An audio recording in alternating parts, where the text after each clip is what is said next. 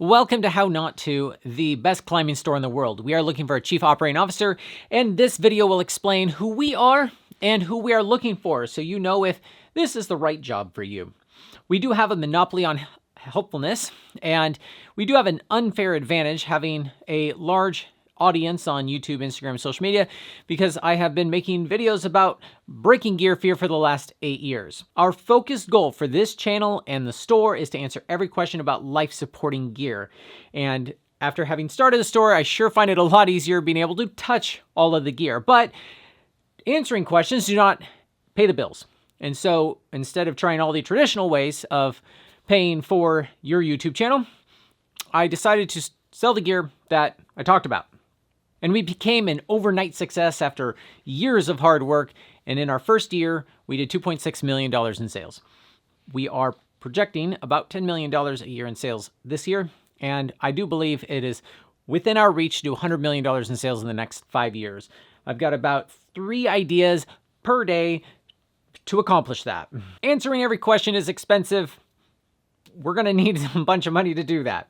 Now, we try to add lots of value within our store. So How Not To puts your order in the mail the day you order it by 1 p.m. Pacific time, Monday through Friday.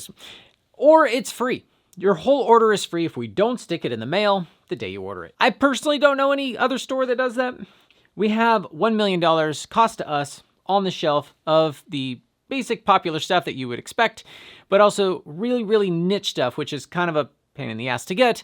But we also import a bunch of stuff that no one else has ever been a retailer for here in the US because we want to make all this gear accessible for people. It is also a lot easier to make videos about stuff that we carry and stock and can touch.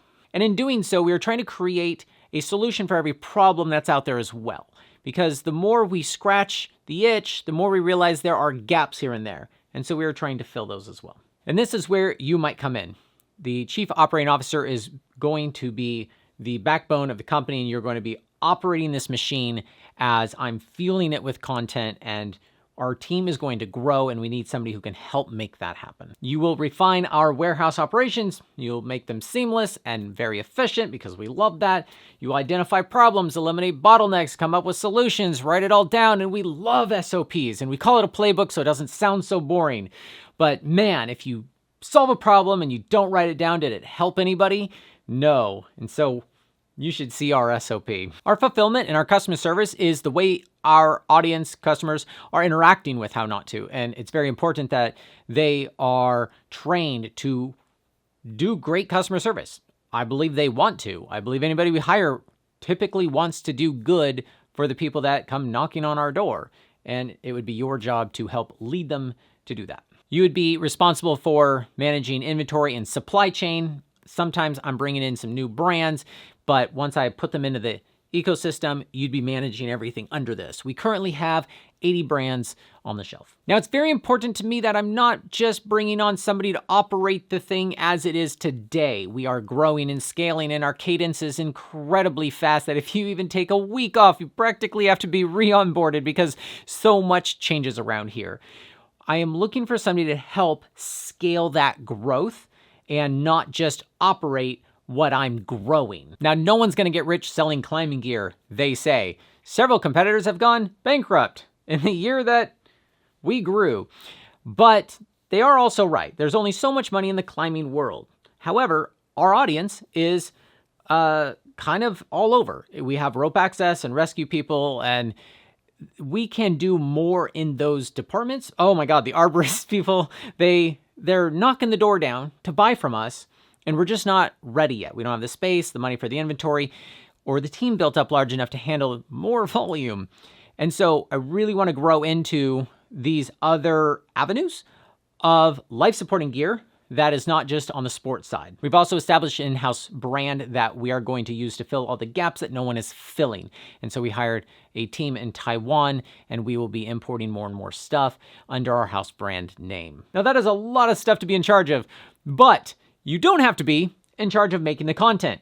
We have a massive marketing machine, and when I'm asked what my CAC is, or customer acquisition cost, I'm like, 0? Because I do it all myself still today. I will be hiring a content manager, and I will be working closely with them to pump out about 5x more content than we currently do. Last year I did 160 million views solo, and I'm trying to do 1 billion views this year. And then we'll be doing paid ad spend and all sorts of things like that, but you wouldn't be in charge. I don't think you could be in charge of that and the store, because we're going to make the store bigger, and that would be plenty to keep you busy. How can we be 1% better? That is a question I ask myself every day. Everybody on the team loves it, and anybody in charge of the team actually needs to love it. The right person for this role will relentlessly pursue improvement. If something is great, literally before everyone's onboarded with a new system, we changed the system today to make it better, because it can be. And it's how we got our videos as good as they are today, and they can still get better, is by making them 1% better every time we turned on the camera. Now, if you love making things better, I still need you to have experience. 5 years experience in e-commerce or logistics or retail operation or sales leadership, or literally the things I need you to do. I need you to have done the thing before. I think it's really important that somebody in charge of this thing, as it expands really quickly, has done it before. I was a painting contractor for 20 years. I've hired hundreds of people. I have experience, but I don't have experience doing this stuff. And I would really like somebody who doesn't have ignorance debt like I do, and can take this and turn it into what I know it can be, because I got the content thing dialed. Let me make it rain. I think it's important that the person in charge has the highest standards. I always believe I may always be the person who has the highest standards, which is good because I am in charge of the company.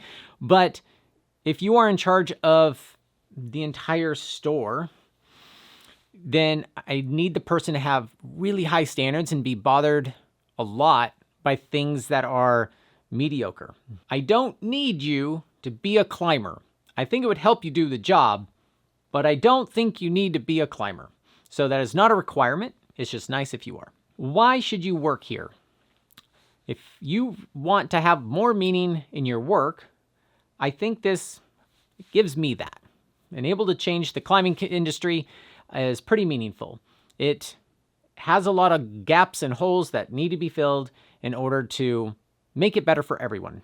If you like solving problems, being ultra helpful, I think you'd really like the culture that we built here. You would have the autonomy to solve real problems in real time and see the benefits of it. There's no corporate BS. You work directly with me. We'd have predetermined meetings and how we engage weekly, to where I can pour into you, so you can pour into the team, and you know the direction of the company as we zigzag towards success. I know we're going to change climbing for the better.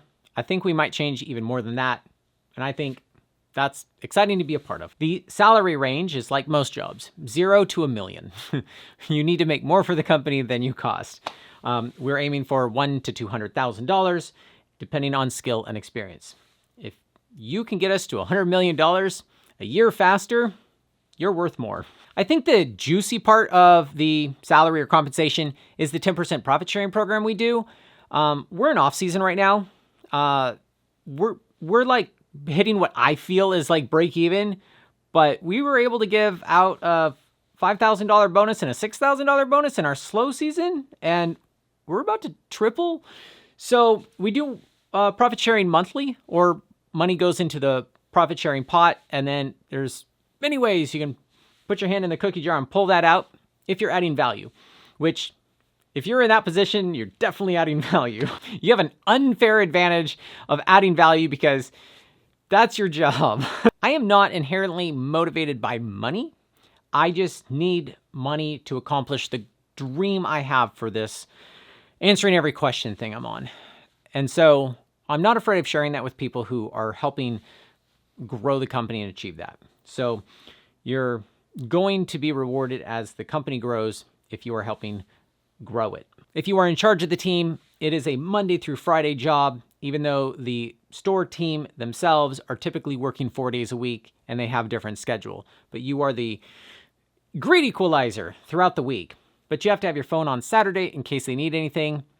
We have a pretty good program right now of how they can check in without minimal interruptions for you. But you're in charge.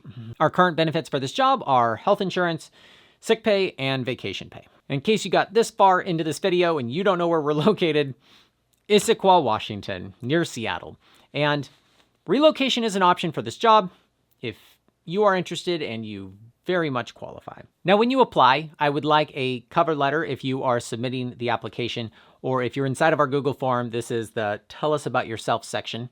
Please tell me why you're a great fit, your leadership philosophies, and your vision for your role in this company. Now, I want you to use ChatGPT after you're hired, but I want to get to know you and hear your own words inside of the cover letter when you tell us about yourself and all the things we'd like to know about you before we even read your resume. Now, in your cover letter, or in the Tell Us About Yourself section of the Google Forms, please put 2 periods at the end of the last sentence so I know you got to the end of this video. Thanks for watching.